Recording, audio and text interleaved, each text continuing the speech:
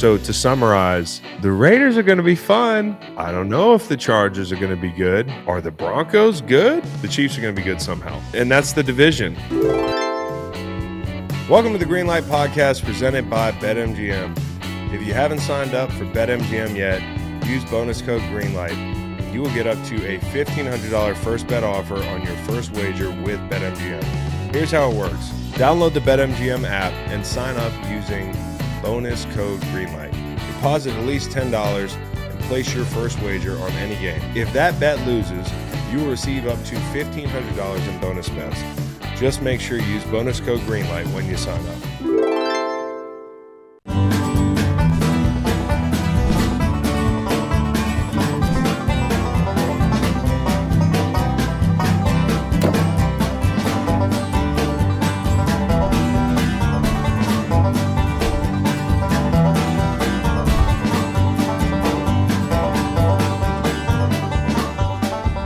I got a story for y'all.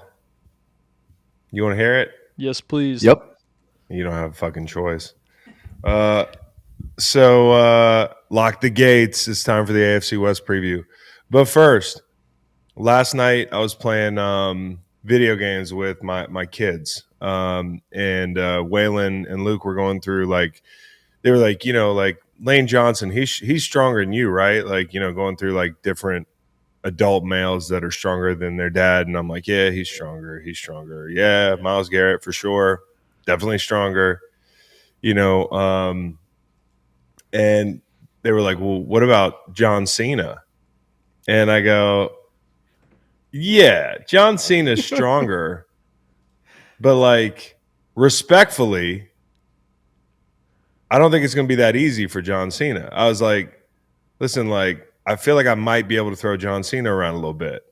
And I looked up his height and weight, which I'm sure is a little bit exaggerated. It says he's 6'1". I don't know if he's 6'1", respectfully. Says he's 250 pounds. I don't doubt that. He might be down a bit now. But your boy's 258. And while wrestling is a contact sport, so is National Football League. And so I just was like, respectfully, kids, I think I could take John Cena. And then my 9-year-old turned to me and said the most unbelievable shit. He was like, Dad, he's a pro wrestler. And I'm like, in my head, I'm like, all right, this is a weird time in a child's life where he'll be driving a motor vehicle in 5 or 6 years.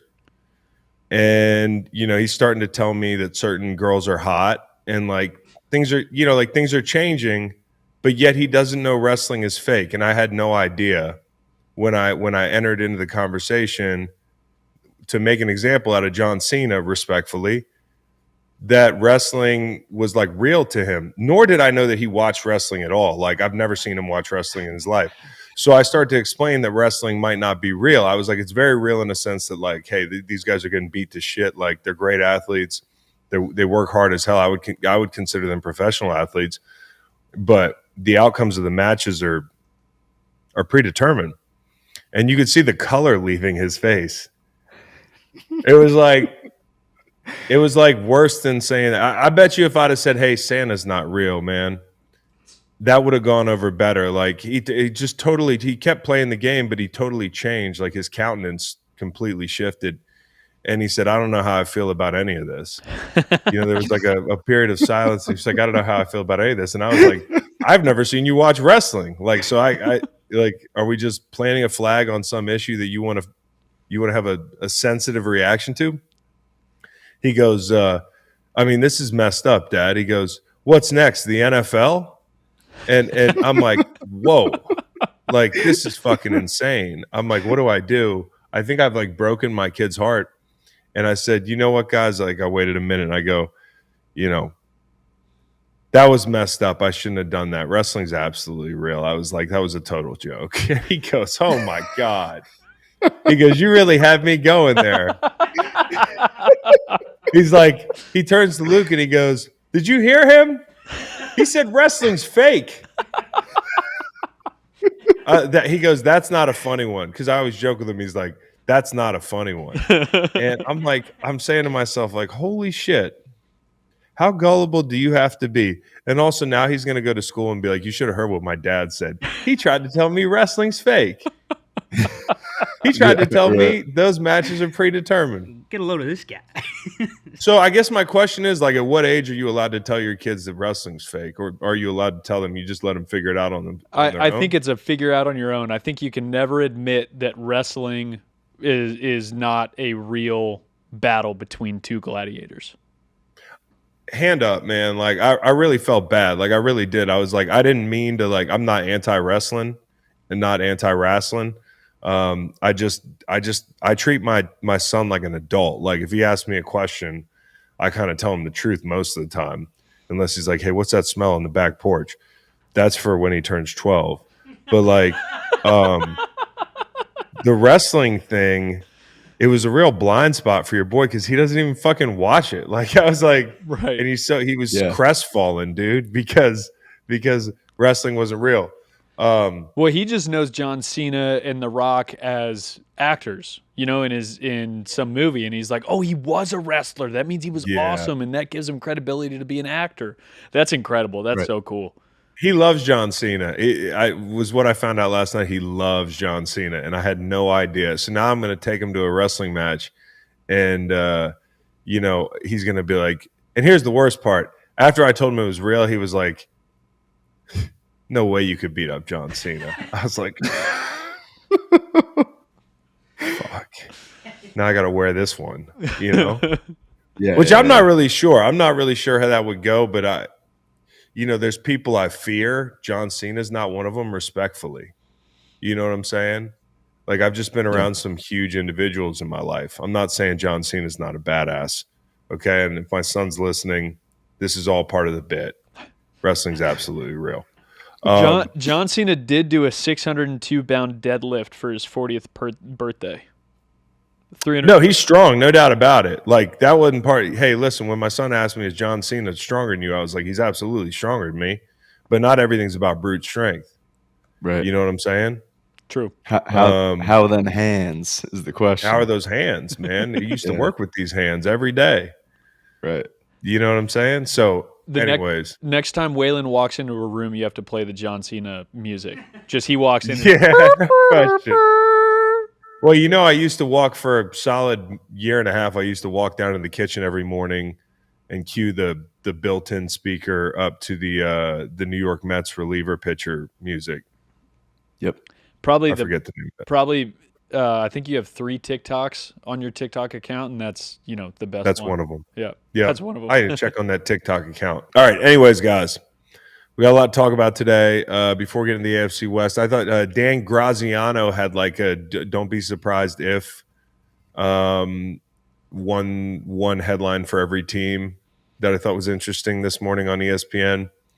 A couple of the trades that he brought up, they're not shockers to me. Like, he's like, "Don't be surprised if Kyle Pitts gets traded." I think at this point it's harder to find a suitor that would really jump at the opportunity to go acquire Kyle Pitts. Like, I went through some of the teams in need, like the Chargers, on the surface, who we're going to talk about today. I'm like, man, we've been waiting to get them some tight end help for years, right? Like, but they have 3 guys in that room right now that they like for different reasons. Disley, they've got the rookie from Syracuse who we're going to talk about, and they've got Jack Conklin, who I'm a fan of, and Tyler Conklin. Jack Conklin's going to come up in a second because I think that he should be packaged in a trade to LA like ASAP. I'm sure they're going to be monitoring his play the first quarter of the season. So I don't know about the Kyle Pitts trade. Maybe you could leave me in the comments where you think Kyle Pitts should end up. The other one he mentioned was he was like, "Don't be surprised if the Bills trade for a safety." I was like, please God, do it, Brandon Beane. Yep. I can't watch. You got to do something. Do something, brother. You got to do something, Brandon Beane. I can't watch. How about Malik Hooker? Let me just float that one. Okay, there's a couple of – here's the thing. When you look at safeties, there's a number of affordable safeties out there. You don't have to do some blockbuster deal. You can go get you an affordable safety who's maybe not even a household name, and he'll provide better play than what you got right now. So And then the third one was, and this is going to be the blockbuster as we go into the Chiefs preview, and could completely change the outlook for a team that I already think people wouldn't be surprised if they're back in the Super Bowl. Chiefs make a trade for a running back. Now, when you think tradable asset, somebody who's for sale, so to speak, I immediately think about the worst teams, right? Who doesn't look to be going anywhere this year? Who looks to be going through the motions this year? Is there a team that just named Spencer Rattler the starter for the season? It's the New Orleans Saints. And who plays running back for that team? It's the affordable, aging Alvin Kamara, the guy who, if you put him in a Chiefs offense, that would be must-see TV. As a Broncos fan, I don't want you to put this in the head of Andy Reid. You don't want to put this. Yeah, this doesn't need to be out in the atmosphere. No, that's terrifying. He'd also be a lot of fun in Denver, but they've already drafted a guy and brought in a free agent this year. Yep. You know what I'm saying? And so Alvin Kamara to Kansas City, I know people don't want to hear that. Here's one people might be a little less incensed about. Alvin Kamara to Houston. If Joe Mixon's injury lingers, and you think about, there's plenty of teams that will want AK-41 out there playing football for them. So anyways, that was an interesting article. I do think there are some teams that are going to make important trades this season, as there are every year, but like I feel like some of the holes, like the Chargers tackle situation, which they didn't go into camp with, are more obvious than others. And so, yeah, like when you say that that Kyle Pitts is probably going to be traded, Atlanta fans, some of them are probably saying, well, finally. I feel for Kyle Pitts, man. I feel for Kyle Pitts. Everybody's like, when's he going to break out? I'm like, he already did break out. He had a 1,000-yard season. You know, it's when's he going to build on that breakout season? He was on your list. Do it at the pro level. You had mentioned it in the NFC South preview, but you said he is on your list of guys you're most excited for. I'm rooting for. Rooting for. Yeah, it's my all. I'm rooting for this guy team, which will come out Sunday night when we do the division pick pod. I'll have a little good juju team.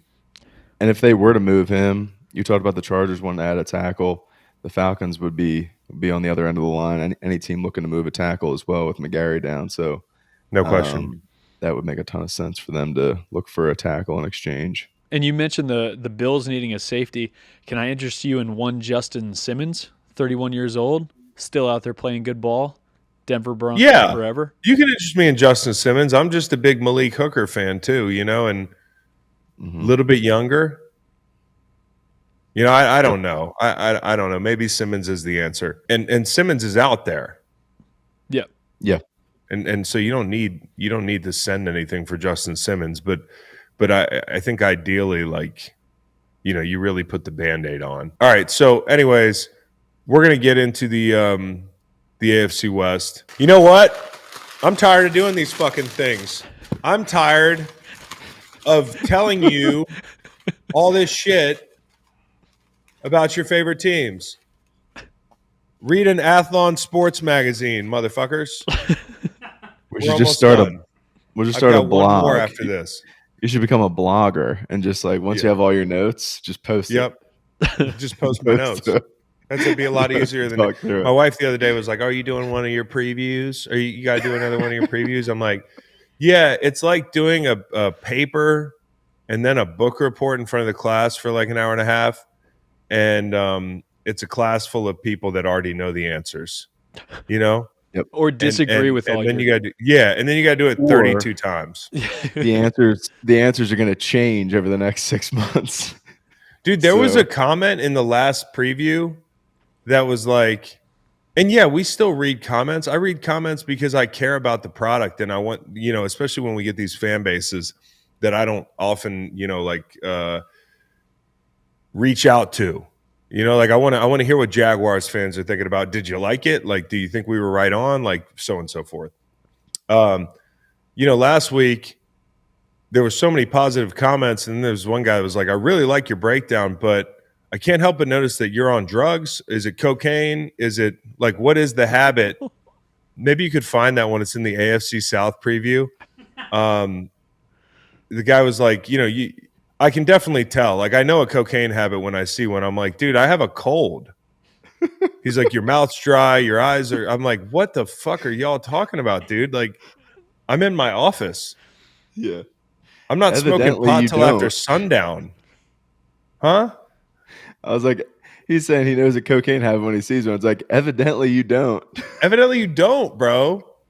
I don't even drink coffee. So some people, they always got something to say. All right. And I'm sure that'll be the case today. This is maybe the best division in football, or one of the best divisions in football. On the surface, I thought it might be the best division in football, but as I look closer, a couple of these teams have real flaws. Let's talk about the Kansas City Chiefs. The good news is they opened the season at the Chargers in Brazil. And I say at, quote unquote, at. So you got one less real away game, right? It's an away game, but it's certainly not a home game for the Chargers, and that's a division game. And then they don't see another division opponent until week 7 when Rashee Rice is back. Okay, so that's a nice little wrinkle. Like as far as your most important games being your division games, I think this is a team, spoiler alert, that improves as the season goes on. I don't think anybody would think that's too hot of a take, considering probably your most important target outside is going to be on the sideline for 6 games. And we'll get to the offensive line. There's a couple things they're working out there. The bad news is they opened the season with new looks. I mentioned that left side of the offensive line, namely the left guard position. I'm more curious what left tackle looks like because I'm relatively excited about Josh Simmons. But Kingsley Suamataia at left guard, year 2 in the system for me, saying his name, you can tell. Week 1, they get Khalil Mack over there. That's not fun, even if you're a good rookie. And Josh Simmons, you get Jalen Carter week 2, Dexter Lawrence week 3, Matabike and company week 4. So the first month of the season, they will be tested. And so, listen, the dynasty foundation was laid by the big 3, Mahomes, Hill, and Kelce. And then what it evolved into over the last couple of years is 3 plays at a time. So we're working in sets of 3s here. It was the big 3. Now it's 3 plays at a time. Let's be on schedule. Let's not lose yards. Our tackles are bad. Like that's what the problem was last year. The tackle position was awful. One of the culprits has now moved inside. 2023, it was the drops. 2024 is about the offensive line. Okay. It got so bad, Joe had to play tackle. And he's out there doing his best to kick set in front of Myles Garrett. And you're like, how did we get here? How did we get here? Thank God they have a fantastic offensive line coach in Andy Heck. And I'll say this, like in 2023, and I'm on record of saying this, in 2023, I stood on the table for him. I was getting told that I was a fanboy in 2023 because I said mid-season they're going to figure it out, amid all the drops. Because all they had to do was stop dropping the football. I mean, it sounds reductive and stupid, but I'm more bullish on a receiving core that couldn't currently catch the football, waking up one day and doing their jobs than I am on an offensive line that's just plain bad. And that's what they had last year, was an offensive line that was bad. And as good as the offensive coach was, in that case, Andy Heck, or, in the case of the coordinator and head coach, Andy Reid, it doesn't get any better than that. Like, it's hard to develop a group with that many deficiencies. And especially at tackle, it was tough. Mahomes probably had one of his worst sequences of football throughout the season last year, where people were like, he's just not playing great. There were injuries, obviously, and continuing this, hey, our wide receivers don't play at the same time trend. You've got You've got Rashee Rice being hurt now. Last year was the LCL for him. It was Hollywood Brown with a shoulder. They just haven't been on the field at the same time enough to realize the dream that they had going into last season. And Worthy's spectacular. The first time I ever saw him touch the ball, I'll never forget it. I talk about this all the time. There's only a few players I can remember the first time I saw them play, like make a tackle, touch the football. I'll always remember Abdul Carter's first preseason rep that I saw. Okay, it was spectacular, but I don't know if it was as spectacular as seeing Worthy with a full head of steam and a football in his hand. I was like, what the fuck is that? Is that a small car on the football field? So I when everything is right for this group outside, everybody's got a role. I feel like they play them well enough to give you hope that the passing attack's going to be in good shape this year, or better shape than it was last year. I think the biggest development, though, is up front. I really do. And listen, we'll get into what they have to do while Rashee Rice is out over that 6-game period. But, and for the record, last year I told you it wasn't going to happen, so that I'm consistent. 23, I was a fanboy because I said they could do it. Turned out to be right. 24, I was a hater because I said they couldn't do it. Turned out to be right. I haven't decided yet. Okay, I'll get to that next week. But it's just so you know, like, if you got an issue, then tell me where I was wrong. Okay, I thought Buffalo would beat them in the AFC Championship, but that's about it. I just did not see that team last year overcoming a lot of their problems, in part because the defense wasn't in the shape that it needed to be to carry an offense that was struggling. That was a lot of it for me. The San Francisco Super Bowl, that defense was cooking. And last year they just weren't as dominant. Now they found a way to play like a top 10 defense at times. In a lot of ways, this team, I'm not taking anything away from the other 10 players, but their offense and their defense revolves around one player on each side, right? Like Patrick Mahomes, he can carry a bad offense. They forced him to.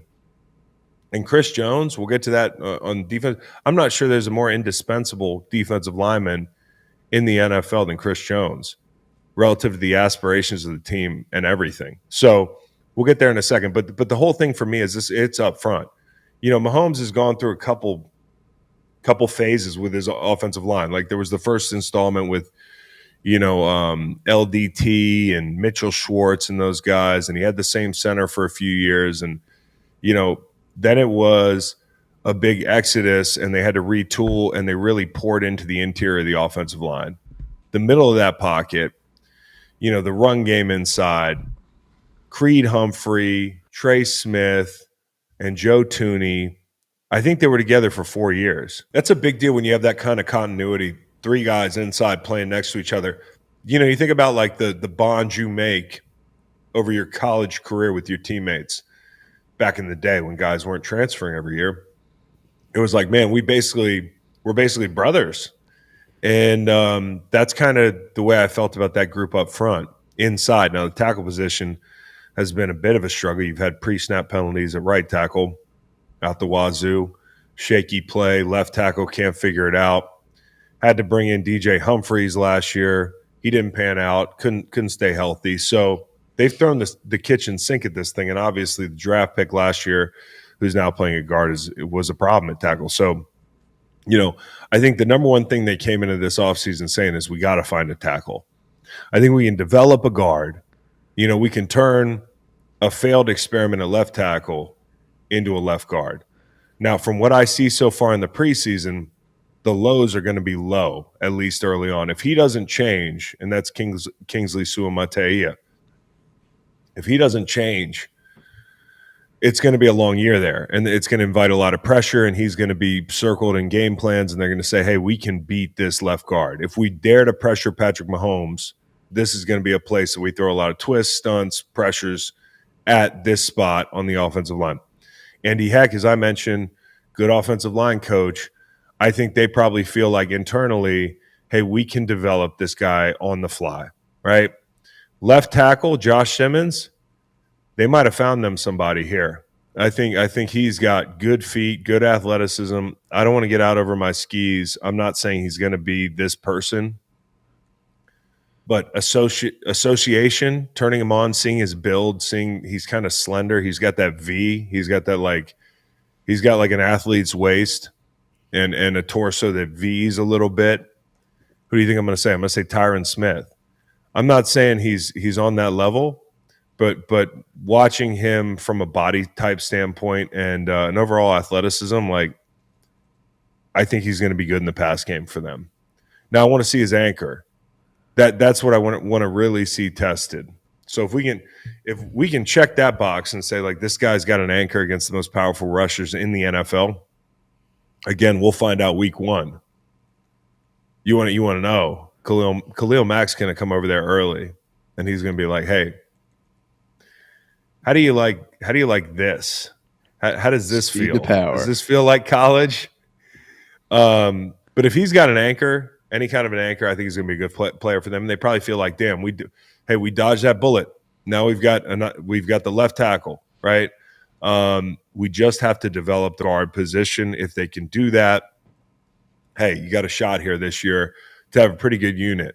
In a lot of ways, if they can develop the left guard into a low-level starter, because right now he's a liability, if they can make him a low-level starter, they might have their best group in a couple years. You know, as much as you probably miss Joe and the whole thing, like if you would exchange a good guard for a good tackle, I might, if I'm in the building, I might feel pretty bullish about the group we have up front. So I came into it kind of being like, damn, a lot of question marks. Left guard, left tackle, rookie. And then I watched the left tackle play, and I said, well, shit, this guy's ahead of schedule, and he's going to have to be. Now, you're down Rashee Rice. We talked about that. Is Brown and Worthy outside? Okay, it's Travis Kelce, who's probably going to play possum a bit during the season, right? Like he's washed. And then he shows up in the playoffs and goes toe-to-toe with like Kyle Hamilton and looks great like he did 2 years ago. It could be his last year. I bet you they spell him. I bet you you're not going to see the best version of Kelce. Maybe Rashee Rice's suspension, puts a little more impetus on him. I think the biggest thing you're going to feel with Rashee Rice out is the screen game. Screen game is going to be a lot different. Somebody else has to step up. Andy Reid's one of the best designers of screens in the NFL. So what are they going to do with him out of the picture? Because you look at their easy answer outside, a lot of the time it is to pick up 5-6 yards with a guy who's really good with the football in his hands after the catch, and Rashee Rice. So the drop back passing game is going to have to be important. And then also it's the run game, which to me should be better. I think they should be better in the run game. Over these years, teams are saying, hey, we're going to make you earn it. That's kind of like the cliche about how people treat Kansas City. Too high structures, the league's changing. Tyreek Hill leaves. They've got a speedster in Worthy, but that's just a different deal. And we're on a different timeline in a sense of like NFL defensive trends. If you're going to get zoned up, if teams are going to play too high, you got to be able to run the ball. And so I would put the impetus on that offensive line to run the football this year with authority. And I think the big question for me is Pacheco's coming off a season where he missed most of the year with a fibula. He's a couple years into his career now. Is he going to be durable throughout the entire season? Because I don't love the running back 2 situation for them. I don't love the depth at running back considering how hard the guy runs. Like Pacheco's pretty young, but that guy runs fucking hard. Like we talk about the way his feet beat up the ground, dude. Like being Isaiah Pacheco, I've got to feel like the dog years are creeping up on you. I mean, he runs really fucking hard. And last year might have been an anomaly. He did miss a couple games in 23, but he runs hard. He's a collision running back. He collides with the fucking ground, right? So I kind of wonder, if he gets dinged, where they go. I think this is going to be an offense that as the season starts, some people are going to say, here we go again. And I think as the season goes on, they're going to improve. And I think eventually there's a scary offense in there.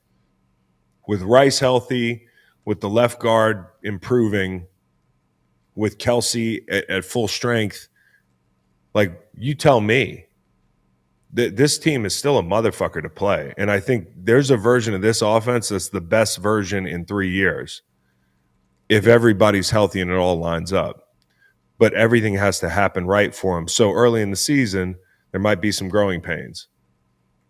I'd say it's a pretty realistic look at the offense, Nolan. Yeah, I think that's fair to say. And I also think, coming back to your point leading into this breakdown, I think an addition somewhere ahead of the trade deadline makes a lot of sense for this group. Kamara would be a great fit with what he does on all 3 down. Breece Hall, too, is a similar 3-down skill set. Yeah, and they love Allen in New York. So, yeah. So look for them to be a player at the trade deadline for sure with an offensive skill piece. They're a move away. Like, they could get Rice back. And then they're a move away from being actually kind of scary, because the guy that plays quarterback, we barely have to talk about him. Like, I'm not going to sit here and be like, this is why he didn't play well last year. Am I worried about Patrick Mahomes? No, I'm not worried about Patrick Mahomes. Patrick Mahomes is that dude. You don't have to worry about Patrick Mahomes. You just worry about everything else. He's got it. Keep him upright. The only thing I worry about with Patrick Mahomes is sometimes pressing. It's wearing the frustration on his sleeve of having to play this way for a few years now. But overall, we talk about this offense, this team. Like, I don't know who's going to be more pissed off coming off that Super Bowl, the offense or the defense, but I think it's both. And when you talk about, does it matter that a team is angry? Like, hey, everybody's supposed to show up angry. If you can harness your emotions in the NFL, it can be a powerful thing. And I think this team, the depth of their experiences, the length of the runs, winning Super Bowls, losing Super Bowls, these are deep experiences that other teams aren't having. The bonds within this locker room, the guys that have played together, the guys that have been there a long time. It might feel like the last dance a little bit for like a Kelce. And thus for the big 3, the remainder of the big 3. Like, it's a totally new chapter when Kelce leaves. Right. So I think there's going to be a lot of like, let's cash this the fuck in, guys. And we don't ever want to feel like we felt leaving that field in New Orleans again. So let's talk about the defense. They can't feel good coming off of that performance last year in the Super Bowl. Listen, they picked their poison. They said, we're going to take Saquon Barkley away, and they got in trouble in the passing game. I thought for as good as Spags' secondary often plays, like last year, they struggled a little bit when they got aggressive. Usually I think of them as the hammer, but in certain situations, I felt like they got in trouble pressing, and they got in trouble playing up on people.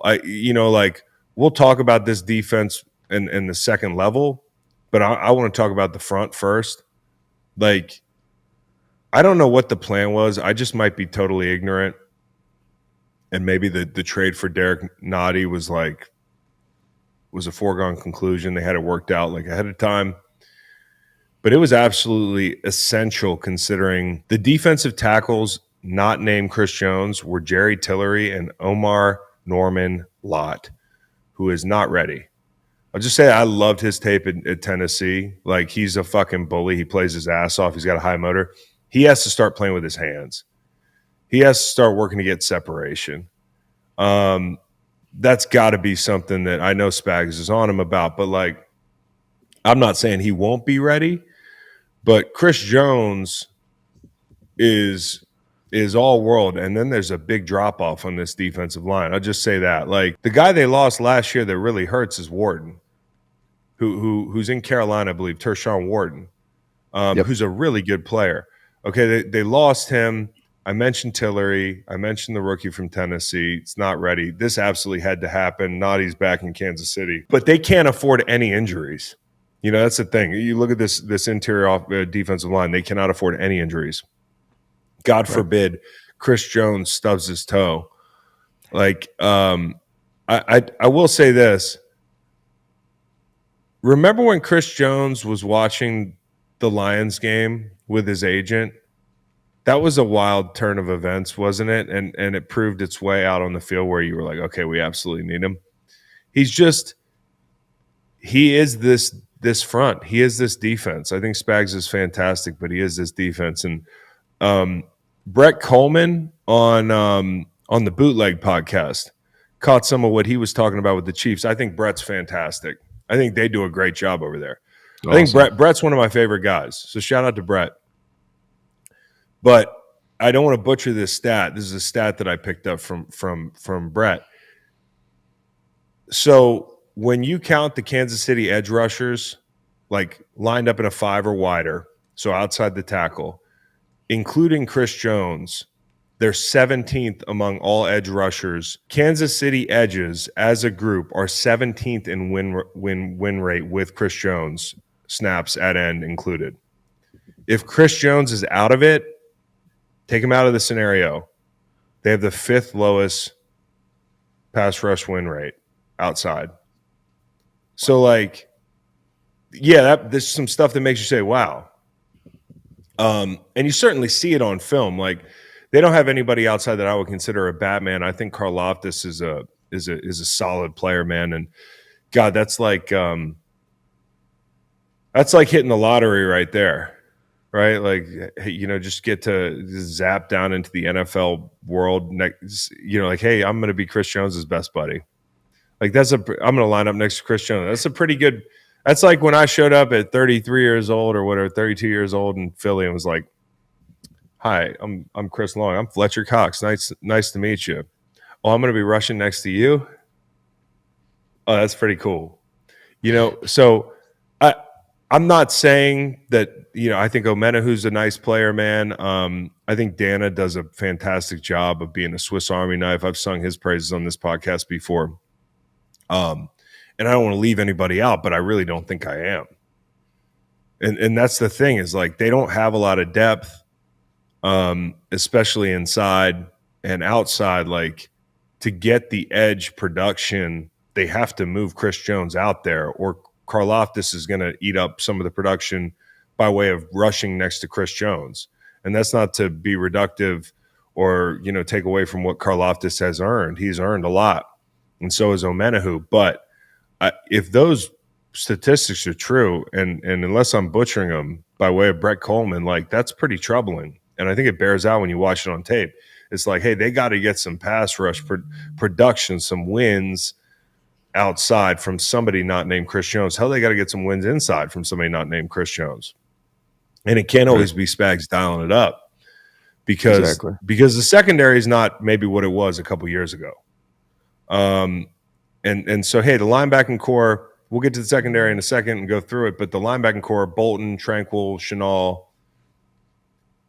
I was talking to Nolan about this, and I brought this up as, like, the middle of the field in this division, whether it's Jeanty being drafted by the Raiders, Hampton being drafted by the Chargers, Brock Bowers now having a quarterback that he can actually catch the ball from with regularity, actually anywhere on the field, and Evan Ingram being, Sean Payton's coveted joker. I didn't even mention they drafted a toy-sized running back in Denver who looks shifty as fuck, RJ Harvey. Former UVA dude, player. Like, yeah, I know. There's a whole list of guys, man. The Mike Green, like, RJ Harvey. I'm just reading guys' bios, and I'm like, damn, that's crazy. I don't remember when he was at UVA. And now he looks pretty fucking good in preseason. But I guess the point is, the middle of the field is getting a little bit more competitive in this division. And I don't think I'm making that up or imagining it. I think Chiefs fans know that. And so these backers got to play big. They have to play big. They have to play big in both phases, because now you've got some teams that are coming into running the football as well, in the Chargers and the Broncos and the Raiders. Raiders are going to be in 12 personnel. The Raiders are going to make sure you got 3 linebackers on the field. You know what I'm saying? So it's a group that I don't want to gloss over. The other one for me is with the secondary is like, who's going to play nickel? You know, is it going to be Jalen Watson? McDuffie's going to be outside, right? I thought Christian Fulton looked a little bit shaky in preseason. I just want to say that. I'm not saying I'm the canary in the coal mine here, but a lot of times when a guy's coming off an injury in preseason or he's learning a new system, he might look a little shaky, and it is just preseason. But I thought he looked a little sticky, trying to get in and out of breaks and that sort of thing, like just not as fluid as I might be used to seeing him play. And so, whenever a guy is allowed to walk, you kind of wonder what gives. And then that inner monologue is kind of like quickly goes away because you're excited about the prospect of, wow, the Chiefs just got Christian Fulton. But there's a reason the Chiefs just got Christian Fulton. So I kind of wonder what that's going to look like. And for them, at least they have options. They've got guys that, Christian Roland Wallace is a guy that played some snaps last year inside. And I'm not really sure how it shakes out. But with the Chiefs, they always tinker with the assignments and alignments on the back end. Like you're not really sure what they're going to do as far as that nickel's concerned. But I don't think it's a bad secondary. It's just a secondary that, like, these guys are asked to do a lot. They're asked to do a lot. You've also got Noel Williams, who we should mention, rookie Noel Williams, Chamari Connor. Everybody factors in here, but with Spags, you never know until I want to see the first month of the season. I want to see how it shakes out. I'm not going to pretend to understand everything about the Kansas City secondary. I just know it's a group that's going to be asked to do a lot. They're asked to be aggressive. And the rush, we just went through it. It's not a dominant rush group outside of Chris Jones. So, you can manufacture pressure. Chris Jones can win. But, other than that, the rush and coverage thing is a little bit troublesome for Kansas City. They got one of the best defensive coordinators in the league. I'm sure he'll figure it out. If I have concerns about this team, I just talked about it. It's offensively, it's left guard. It's finding an identity without Rashee Rice. And, defensively, it's probably like let's find a Robin for Chris Jones. And I mean like a bona fide Robin, and then in coverage on the back end. How's it going to shake out? All right, so the second team's going to be the Los Angeles Chargers, guys. And, I came into this thing being like, and this is a couple weeks ago before Rashawn Slater got hurt, hey, maybe this is the year, right? Like we're all like kind of staring at the AFC West every preseason, like, do I do it? Am I ever gonna? It's so chalky, just Chiefs every year. But it's like that for a reason. And I think the Chargers were ahead of schedule last year. We talked about this in preseason. Like, hey, if they win 8, 9, 10 games, they're ahead of schedule. And Justin had a great year. He really did. He really did until the playoffs. And not all those picks are on him. But we don't kid glove quarterbacks that we're trying to call elite when they throw 4 picks in the playoff game. Like, we just don't. We can't explain away everything. And ultimately, that quarterback's job is to find a way to win. And in a season where he really was incredibly efficient and took what looked like the jump, he was more aggressive. He took care of the football all at the same time. He didn't throw a lot of picks. He threw more picks in the fucking playoff game, I think, than he did in the regular season. So, and also I think that's a point in the column of the Houston Texans secondary and their defense, which is going to be unbelievable this year, I think. But that was really disappointing. And he's had the weirdest career so far where people have gone back and forth about, like, is he elite? Is he not elite? Which is such a stupid conversation. And I engage in it sometimes. I think the question nowadays is, are you in the Big Five or are you not? He's not in the Big Five. He's got some work to do. If somebody's going to tell me he's a top 10 quarterback, I'm not going to argue with him. Now, at times the yields have not been top 10 in the way of results, but I think it's hard sometimes to balance what do my eyes tell me And what are the results? Like, it can be confounding even. You know, like, this guy can throw a football as well as anybody in the NFL. You know, some guys, they have strong arms, and you're like, well, can he take something off it? You know, he's got tremendous physical ability, but he doesn't see the field, or he only throws the ball one speed. It's not a catchable ball. You know, people talk about Joe Milton and the cannon he's got on his shoulder.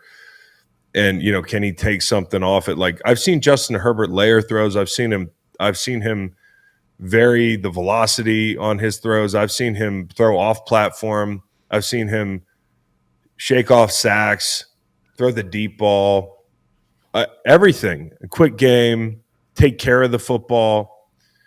For a while, I was like, yeah, it was these key situations where they did not play their best football, and that kind of became the reputation. And then the playoff game happened last year on the heels of the season that I thought was going to turn the page for him reputationally. So I don't know what to make. I'll just say this. I still think he can be very good. He has not been one of those elite quarterbacks yet. So to people that say he's not, I can't argue with you. But I do think he has it in his body. And I also don't think it's a mental problem with him. You know, he's not one of these people that I think doesn't work hard or doesn't care or makes terrible decisions like a Trevor Lawrence, where I'm like, dude, I just don't know if he has the gene to make the right decision. You know, that invisible process in the quarterback's head that you can't really evaluate. You know, you can only aggregate the decisions they make in real time, like quick decisions. For Justin Herbert, the only way to prove me right is to go play. And so I'll just say that he's had a ton of different offensive coordinators. I think he's had 4 of them. He's had a number of centers.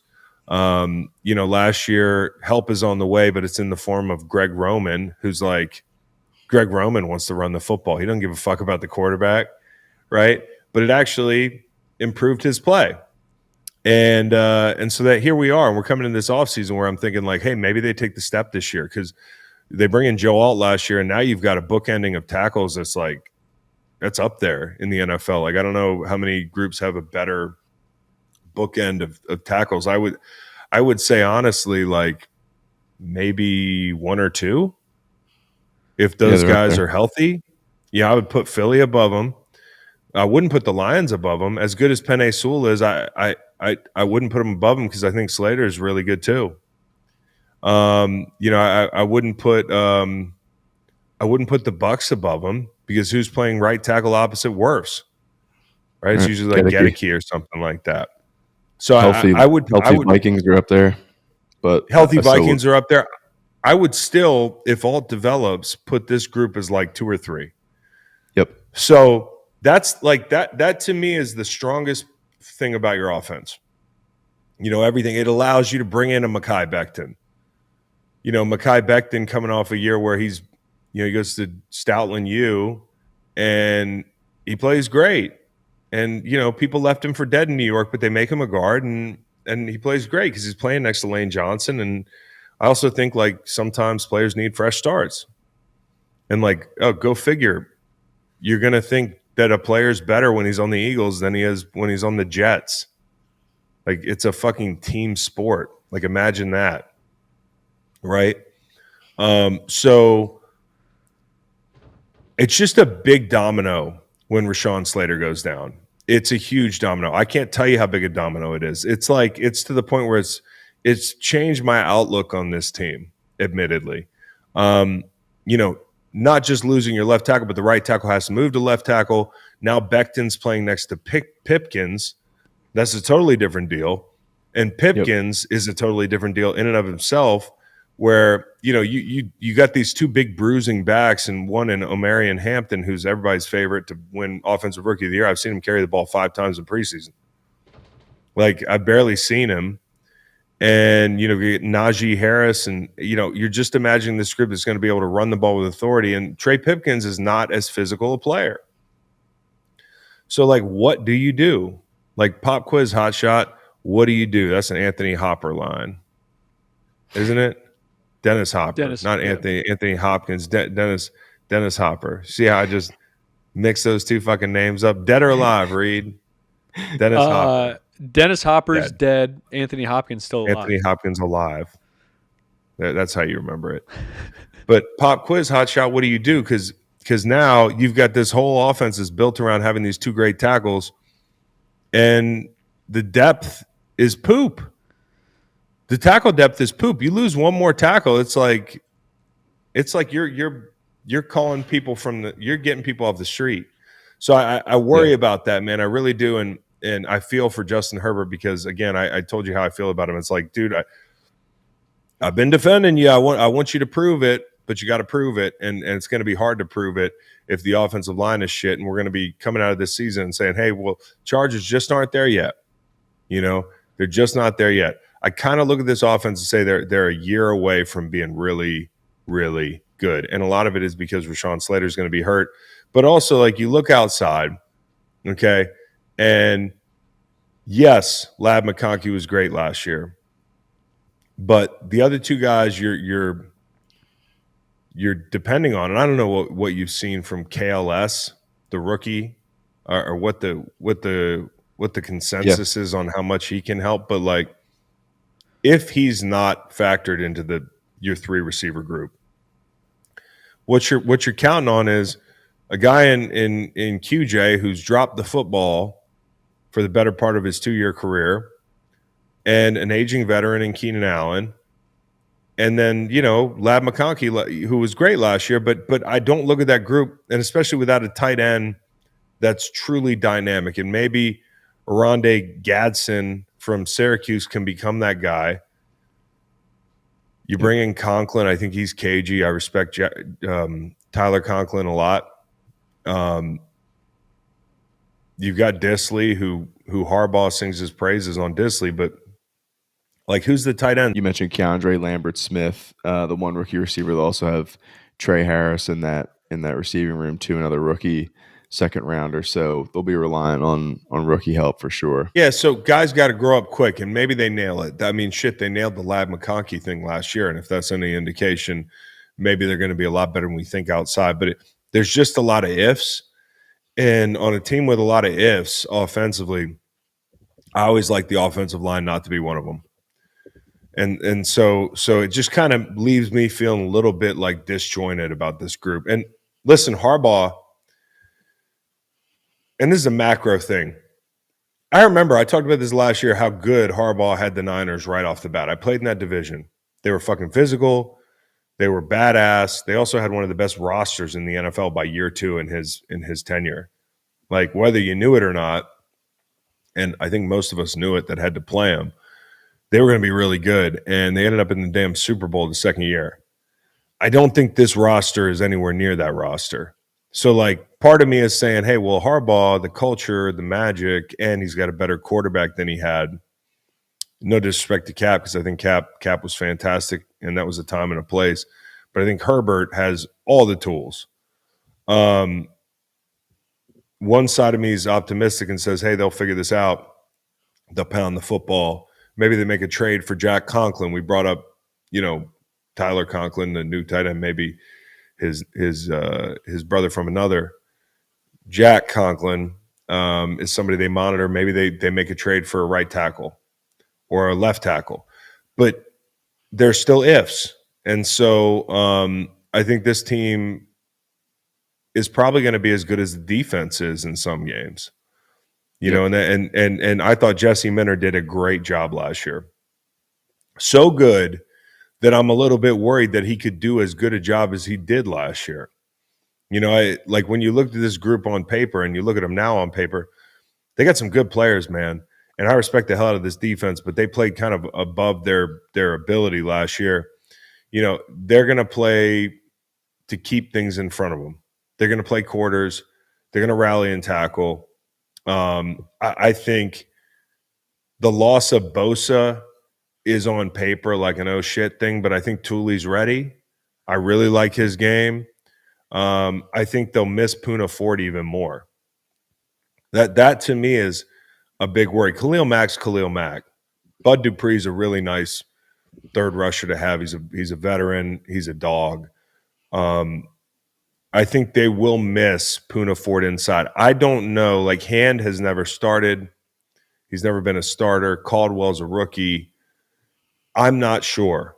Like, I'll be honest, I got to dig into the rookie tape a little bit more, but that to me would be a big concern for me. Like, can you stop the run? There were a couple games last year where they got gashed on the ground, namely Tampa Bay, who I think went for 225 on them. Arizona went for a bunch. Baltimore went for a bunch. In some of those games, they struggled to stop the run. And part of that is going to be, hey, when you do play to keep everything in front of you, teams are going to sometimes earn it. But I worry about the interior of that front. Last year in the secondary, they got a lot out of Cam Hart and Tarheeb Still. Tarheeb Still, I remember it was the Atlanta game. He was one of the guys that helped bury Kirk Cousins. But when you've got Derwin James back there, everything's going to be okay. Derwin James is a fucking stud. I mean, he's the biggest Swiss Army knife in the NFL, arguably. The guy is he's just so fun to watch. But I would say Jackson's probably the least strong link. I don't want to call him the weakest link. Well, I thought it was interesting. Jesse Minter speaking at the end of camp, he said, we feel like we have 4 starting corners out there, which, knowing how rare it is to find starting corners in this league, that's probably more suggestive of, hey, we're figuring this position out as we get through September. Yeah, do you really have 4? Yeah, right. So between Still, Hart, Jackson, and then Ben St. Juste, who they brought in from Washington, I think we'll see a rotation of those guys through September. So they'll figure it out. They were counting St. Juste in that. He was in the group. We got 4 starters. Yeah, I think that's a little bit coach speak. But I have a lot of respect for Jesse Minter and what he was able to accomplish last year. In summation, I just think, and Chargers fans, even the most optimistic among you, like the Rashawn Slater injury hurts. I mean, it just does. And I think your quarterback's got a chance to be one of those big 5 guys at some point. But right now, he hasn't shown enough. Like, but there's some guys that I've seen play for 5 years, and I'm like, yeah, he won't be. It's funny, I hate to keep coming back to the Tua thing, but Tua's the guy that it was Tua and Herbert. Tua has exceeded Herbert's statistical output probably by a wide margin. But like, who are you starting an NFL franchise with? Like, I've seen enough to know what the book is on Tua. Herbert, I feel like there's still something in there, but he's got to go prove it. So I'm not going to argue with anybody that said, hey, that was a terrible way to end last season and was a big opportunity for Herbert to change the narrative coming off of his last playoff game, which ended in a collapse, 27-point deficit or whatever it was. We watched that game at Dirty Nelly's, Cowboy. Yep. And I hate to say it, I was rooting for Dougie P in that game and T-Law. And not for nothing, Justin Herbert does have the most passing yards in his first 5 seasons in the NFL, just over 21,000. And you talk about confidence. There's not a more confident looking guy who wears a leg sleeve on a first date or early date. I saw that. Incredible. Well, the leg sleeve, yeah, I saw he was like he's dating a celebrity now. Mm-hmm. Madison Beer is her name. Looks like they had a little game and wine night. Game and wine. It's a strong All right, Justin. look. Okay, Justin. Good deal. All right, let's get into Denver Broncos. Broncos country, let's fly. I can't figure this out because I'm really excited about this team. You can tell, like, my tone with each team. Like, you can almost tell the way I might pick the division. But, like, Cowboy, the roster's very good. Like, stack this roster up against the Chargers roster without Rashawn Slater, especially in the lineup. Like, I think the Broncos have a better roster. Now, is Bo Nix going to build on last season at quarterback? I don't know. We'll see. I kind of tend to trust Sean Payton a lot.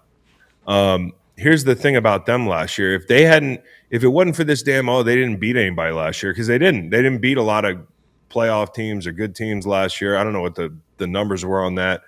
But suffice to say, there's a lot of people calling them frauds because they didn't beat anybody. And I think it's okay because I saw them compete with some good football teams. And it's also year one in the build. Now, if after this season they didn't beat anybody again, you're starting to remind me of another team that I've had disdain for in the NFL that hasn't showed up in the big moments. But like, I don't think that's going to be this team. I don't. I was really impressed. Like, I know it was the Bengals, who ironically were not a playoff team, but like that felt like a playoff game at the end of last season, and we watched them go absolutely toe to toe with those guys. And Bo Nix made some incredible throws, albeit against the Bengals defense. And there were other moments too. There were also the moments where they got the doors kicked in, like that playoff game against the Bills, or they fell victim to the Ravens at one point, didn't they? Yeah, Ravens early in the season, and that was our mid-season, and that was a big old blowout. The best win was probably the Ravens too. What's that? Tampa. Yeah, the best one was Tampa, but that was early in their season before Tampa went on their run. So you're right, there really wasn't a big win. We beat the Chiefs backups. That was more of a soul victory, But you know what? Like, it's not a signature win, but the Chiefs had to fucking doink. They had to block a field goal, didn't they? To exactly. beat you? Yep. They had to study tape and dive into our miscues on like where they could dive in and take advantage on our kick game. And to be fair to the Chargers, I mean, like the Chargers were right there against the Chiefs as well. Like, these are teams that can scrap in this division in the Chiefs' current form. But I look at the Broncos, I say, okay, they got Tennessee and Indy to warm up. Schedule's not awful, but make no mistake about it, they know the narrative. Sean's probably telling them, people saying you haven't beat anybody. So this year they're out to prove that they're for real. And offensively, the big free agency pickups are J.K. Dobbins and Evan Ingram. Okay, when you're balling on a budget because Mr. Unlimited is costing you $32 million dead cap, the additions that you come up with have to hit. And, Dobbins had a resurgence in L.A., going for almost 1,000 yards last year. I think he was nominated for the comeback player of the year, all that stuff. He did have an MCL. Evan Ingram could be really fun. Okay, Evan Ingram is Sean Payton's dream. Like he calls it the Joker. It's basically an athletic tight end. Okay, like there's a lot of mystique around this word. It's basically an athletic tight end that he likes to create mismatches with. And he talks about the interior triangle, the passing game, which for people at home is wide receiver 3, the halfback, and the tight end. He has to feel better about that. We'll get to talking about that little pint-sized running back that I think is going to catch the ball a lot out of the backfield, and some developments at wide receiver 3 that I think you're going to be better from that standpoint this year in general. Like, I think Sean Payton feels good about where his passing game's going. I mean, he's customarily got a lot out of his tight ends. He covets that Joker position. We talked about it. He had Shockey. He had Graham. I think what this could do, the Ingram pickup, is just alleviate a lot of the, hey, there's no wide receiver depth talk. This guy's basically wide receiver 2. I'm not saying the offense is going to run through him, but when we were freaking out about Buffalo, they had 2 pretty good tight ends. Well, I think Sean Payton and Evan Ingram playing his best, that can flip the deal a little bit for them from a standpoint of like who are the guys we can rely on. And if they can open up the middle of the field, great. We talked about it earlier. The middle of the field is becoming a little bit more of a battleground in this division because of moves like this. And when it comes to wide receiver depth, I think Troy Franklin's a guy to keep your eye on. Seems poised to make a move from depth piece to feature player in the offense. If preseason's any indication, because he got the ball a lot, he was targeted a bunch. Pat Bryant's the guy they got in the 3rd. I'm not going to pretend to know enough about him, but I do think Troy Franklin seems like a guy that could catch the ball a lot more this year. Obviously you have Mims, that sort of thing, and Sutton outside, but I think the guy that not enough people are factoring in is R.J. Harvey. 2nd round pick out of UCF by way of Virginia. Again, add him to the Mike Green list. of I didn't know you were here, and look at you now. Fuck.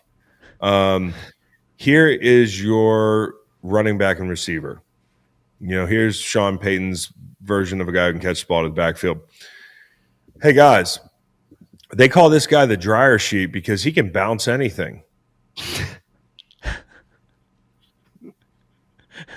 Came up with that one last night. But he really, I mean, he's fucking, it's like when you watch his preseason tape, it's like he tries to bounce everything. And it's probably not advisable to bounce every fucking single handoff you take. He's going to have to learn, to bury it in the A gap, which honestly, I'm not being funny. The guy is so small. He can get through little cracks in the interior of an offensive line as well. He's not just a perimeter runner. Like he will. He's not afraid to do it. I've seen him do it in preseason. But when you play a guy that can bounce like that, it totally changes the way the defense plays. And when Harvey comes in the game, if we've been looking at Dobbins all game, we gotta, hey, Harvey's in, or whatever the code word would be for like, hey, we got to change the way that we fit the run. We have to be extra conscious of holding the edge, which at times can soften up the middle of the defense. And also being able to catch the ball out of the backfield is going to be huge for a Bo Nix who finds himself in too many situations where, to me, he's just backpedaling out of the back of the pocket. When he sees pressure in his face, he's got to have a better answer this year. If you're looking for like what can Bo Nix do better, internal clock, and find a better answer against pressure up the middle and on the edge. But in those situations, I think sometimes like you can get a lot because people are going to heat him up. You can get a lot of mileage out of dumping the ball down to a guy like RJ Harvey. And I literally mean dumping it down. He is the closest man to sea level in that stadium on any given Sunday. The guy is not real.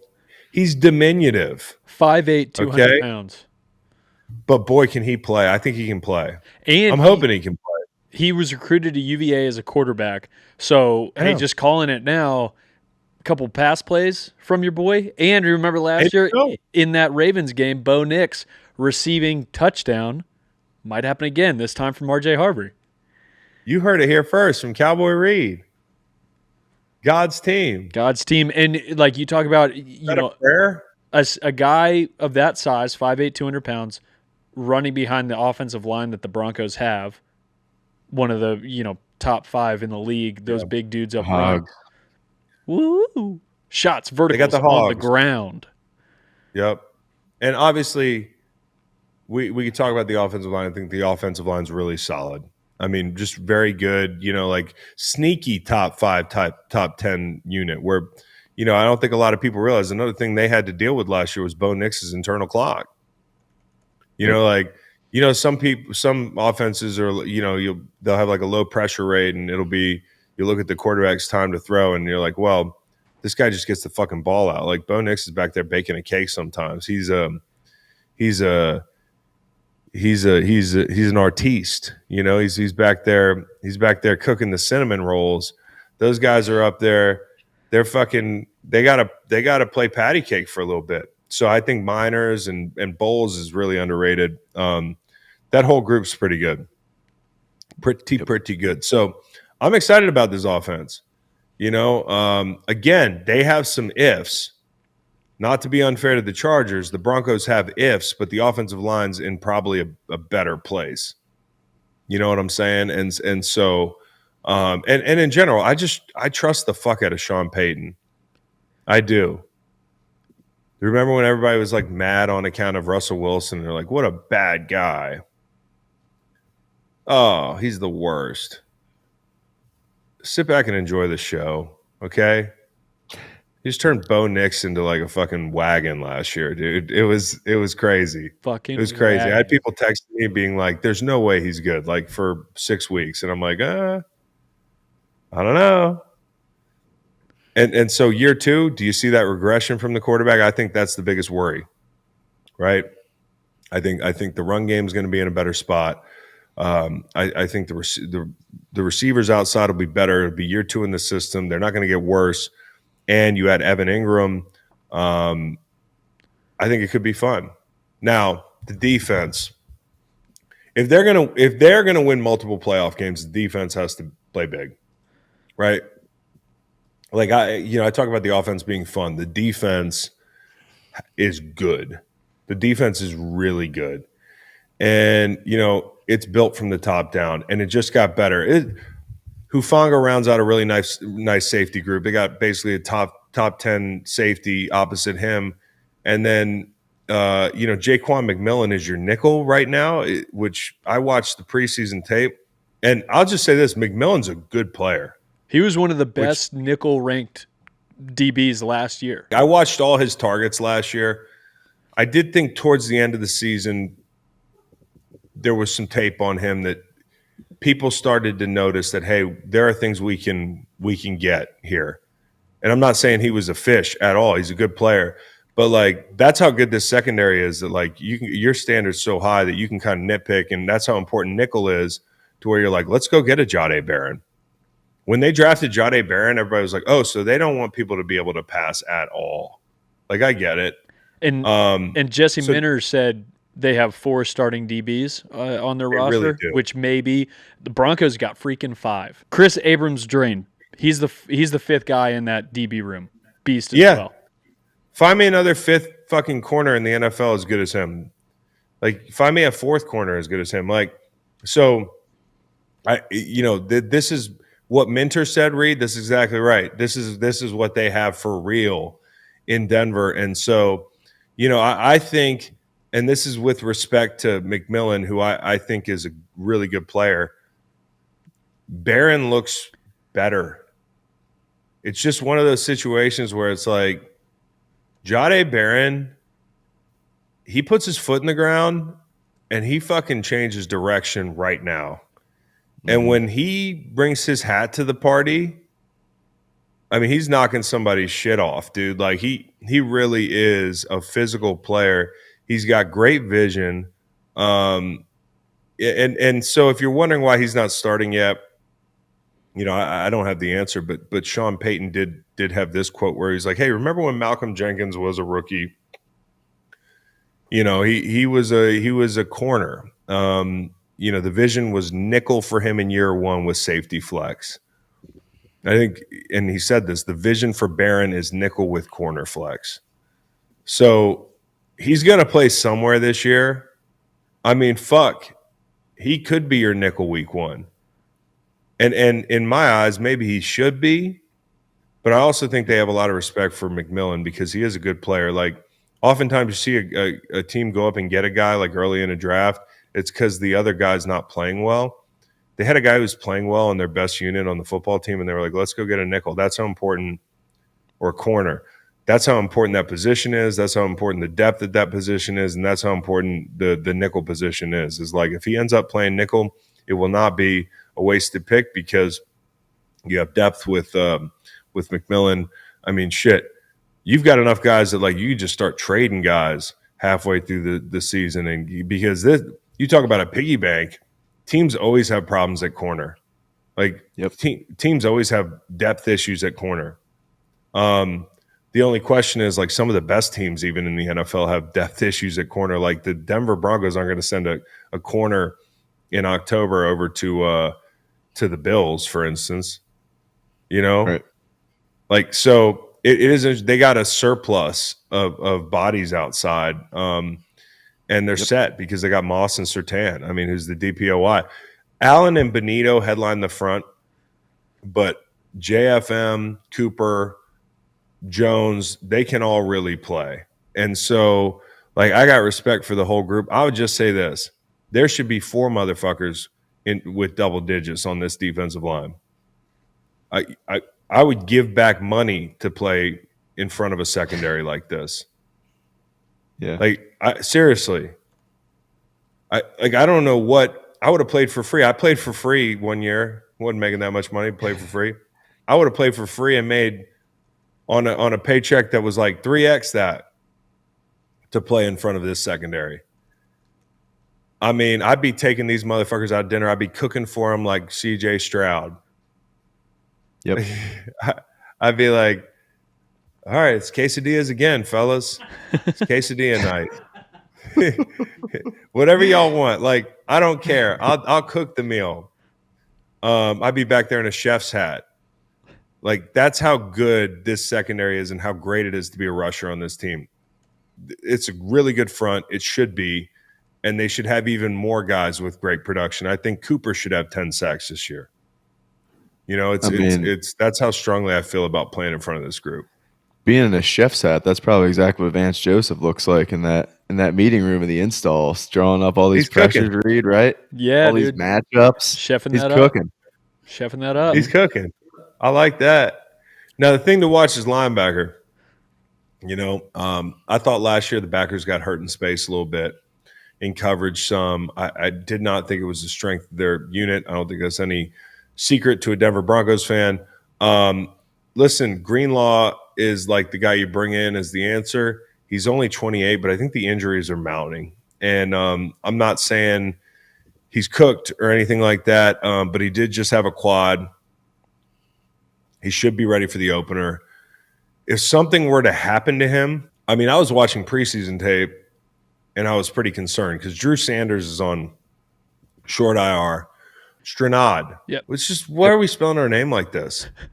Like, what's going on in football today where it's like, I have to say that name? You never heard of a guy like that in the 70s. Yeah. Fucking Dan Deerdorf never had to say Justin Stranad or like, no. It was like Jackson or something. Okay. So I worry about this linebacker depth a little bit, right? Like, Bailey got the snaps in preseason, and I know that like he was getting some good reviews on, you know, like blogs and shit. But I was watching and I was like, I think he's lost in the run game. Second year player, and he was running with the one some, but obviously it was because their depth is that fucked, right? Like, and they were just eating up some preseason snaps with Bailey. But I guess my point is the line between, hey, we've got a problem at linebacker, and hey, we're finally where we want to be is pretty thin. And a lot of it comes down to Greenlaw staying healthy. So that's just something to monitor with this defense. Otherwise, they're damn near – I mean, you talk about the top 5 defenses in the NFL, like they're in there. They're probably top 3, you know, when they play their best. I mean, I think the Eagles lost 5-6 starters. You know, I think the Texans are going to be up there. I think this team certainly is going to be up there. You know, they belong among those elite defenses in the NFL. So, yeah, do I have hopes for the Broncos? I think it does sound like I kind of do, doesn't it, guys? Like, I don't come into this trying to tip my hat, but it's hard not to tell that I'm like, damn, are the Broncos good? They might be good. Oh, yeah. Are the Chargers good? I don't know if they're good. That's kind of how it's going. Are the Chiefs good? Of course the Chiefs are good. How are they going to be good? I'm not really sure, but they'll figure it out, right? Like, that's kind of my reaction so far. And then we get to the Vegas Raiders. This is my first big fucking win total right here. All right? I don't know if they're going anywhere, but damn it, they're going to win 7 games. All right? And it's all on the strength of the offense, because the defense scares the dog shit out of me. But I am going to bet that win total, Raiders fans, because I want to be on the couch every Sunday with a reason to watch just an absolute shootout between the Vegas Raiders and some other team. It's gonna, like, Geno's going to be taking shots. They're going to be trying to shorten possessions. It's going to be 12 personnel. They're going to be. It's a really interesting team. It really is, man. Like, offensively, here the Chip Kelly era begins. In the preseason, they look like, hey, they were running a bunch of 11 and shit. I think they're going to be in 12 nonstop. I think that, hey, and I don't blame them if they are, because I love Brock Bowers, one of the most dangerous young players in football. I mean, I think before it's all said and done, we might be talking about him as one of the best tight ends to play. I mean, like, I don't like being hyperbolic, but when it comes to young tight ends in the game, there's like the Sam Laportas of the world that I'm like, oh yeah, he's going to be a darn good player throughout his whole career, and like he'll be one of the best 5 tight ends a lot of the years. And then there's Brock Bowers, who to me I'm like, holy shit, like this guy's a nightmare. And you also hear players that have played in this league a long time that have played against him being like, damn, he's special. So, and people forget about Mayer, who Mayer was one of my favorite players coming out of that draft and a couple years ago. And, he's going to be a little bit more of a complete tight end, right? You're not going to necessarily split him out the way you split out of Brock Bowers, but I think you get in 12 personnel and have a lot of fun. Mm-hmm. Okay. And listen, we talk about the weapons outside. Amari Cooper, it's a lot going on outside. Amari Cooper arrives about the same time. Myers asked for a trade. By the way, I think a New England reunion would be a lot of fun. Thornton, this rookie, he's like 6'4" and runs a 4.3. So, that's exciting. Like they don't come around very often, guys. That he's got a little MVS in him. Wouldn't you say? I mean, like from that frame, like guys with that much length running that fast. 3 players in NFL history to be 6'5" and run a 4.3: Calvin Johnson, Randy Moss, Dante Thornton Jr. So not throwing a lot of pressure on him, but wow. Damn, dude. So, you kind of salivate a little bit when you look at what could be outside, and then you hear Geno Smith saying, hey, Trey Tucker is a spitting image of Santana Moss. That is high praise, right? Is his talent finally realized? Like, Geno can actually get this kid the ball. They got multiple guys that are running sub 4.4 outside for them. Like, so you talk about a guy with arm talent. Geno's got a big arm, man. He's gonna be aggressive, which I think is so fun. I think he's gonna be absolutely fun to watch. We talked about Cooper. There's definitely some like, where do the guys fit in? Thornton, Trey Tucker, Beach, Besh. What the fuck kind of name is that? That's actually hilarious because this entire offseason we've been doing this names thing, and like there's a 4-letter one. What origin is that name? Danish or Norwegian? He plays fucking receiver. So, anyways, there's a lot that needs to shake out outside for this offense. But I'm excited to see Geno in a Raiders uniform. I'm also excited to see Ashton Jeanty trucking people. I mean, like, this guy at times, so far what I've seen is like at times he will kind of hop around in there where I'm like, all right, hit the hole. But this guy's he's a muscle. I've seen him flat back 3 free runners in preseason alone. Like, this guy's going to be a problem. He's not going to go down on first contact. And so you talk about a head coach like Pete Carroll, who's used to saying, hey, we're going to out physical you. We're going to run the football. It's an identity thing. We're going to shorten games. And I would with this defense. But he can also take the shots. So I think that's what's going to be fun, is like the bind that you put certain players in where it's like, damn, they're in 12. Whoops, there's the play action. One of these 4-3 suckers is past me. And I don't want to be in Thornton's hip.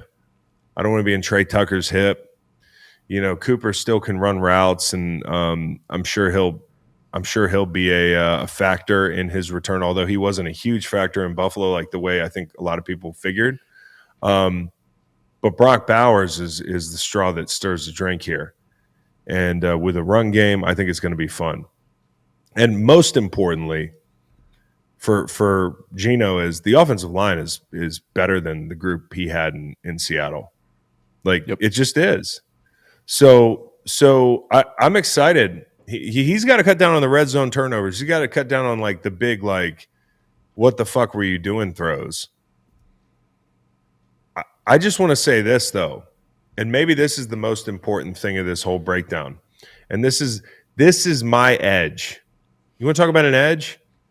When it comes to the Raiders win total, this is my edge. And I might look and sound so stupid at the end of the season. But if I sound stupid, nobody's going to care because nobody's going to want to talk about the Raiders. Okay? There's dome Geno and there's outside Geno. And they are totally different players. This is something we have talked about on this show for a number of years here. Okay? The delta between indoor and outdoor Geno is crazy. He plays 5 outdoor games this year. He played in 11 last year. Geno is going to go fucking off. That's what I'm saying. Nolan, I said last night, I said, look me up some Geno stats. I'm too lazy to look them up because I've done it too many times. And I said, Nolan, give me some figures. Nolan hit me with the figures.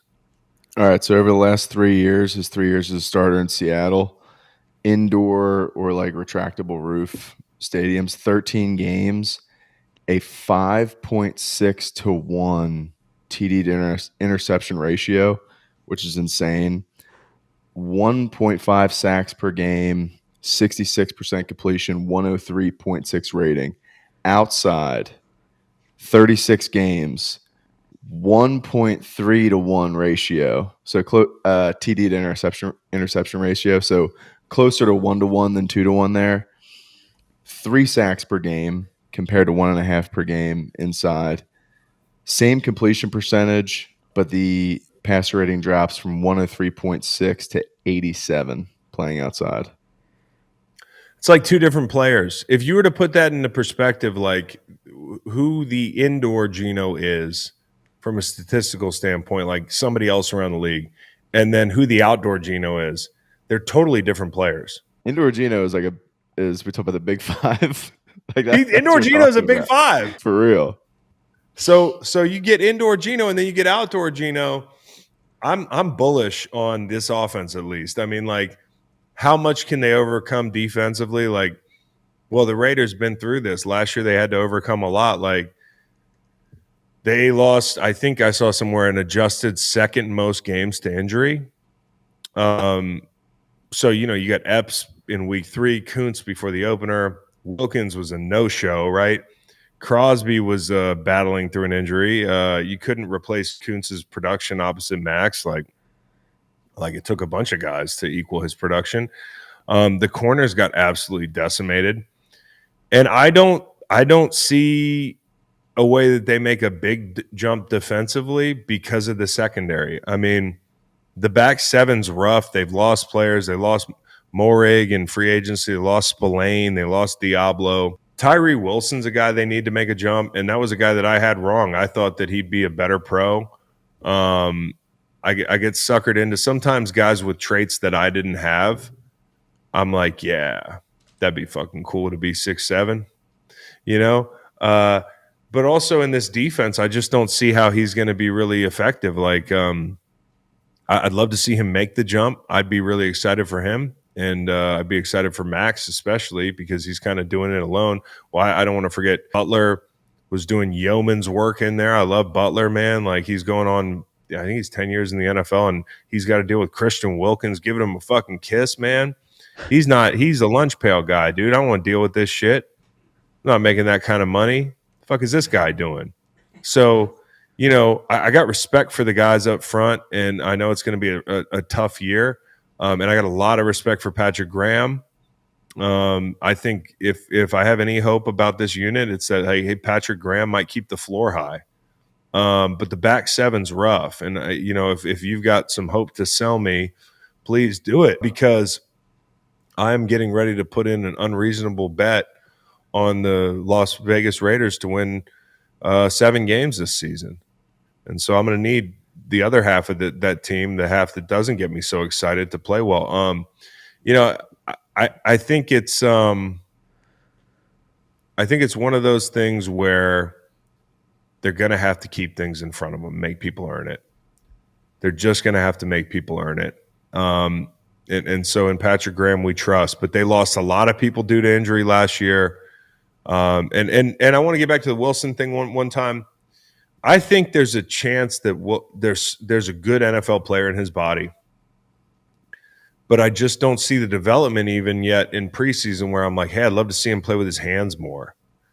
I'd love to see him get to a long arm. And some of the alignments he's in, he doesn't have the space to build momentum, and he's not that great in a phone booth because he's so damn tall. Guys like Calais Campbell, who are like 6'8" and can play in a 3 technique or in a tight 5 or something like that, are a little rarer, like being able to get rush with that leverage point. He's a guy that if you put him out in a wide 9, he doesn't close the distance quick enough, but that's the momentum he needs to get going. And then when you put him in tight, I don't know that he's sudden enough in there either, and his technique's not where you want it to be. So I'd love to see him make a jump. I'm sure Max has got to be one of the best teachers to play with. I mean, I watched him at Sac Summit kind of teaching the game, and he's just a stud in that respect. He's a great communicator, and the whole thing. He's going to have to bring these guys along. This is a Max Crosby show. And it's also unfortunate that Max Crosby's playing most of his career having to star in this show. I mean, you star in the show, but you need some co-stars. It really is a thing where if you're the one good player on your defense and you're a rusher, like, it is hard, which makes everything he's been able to do even more impressive.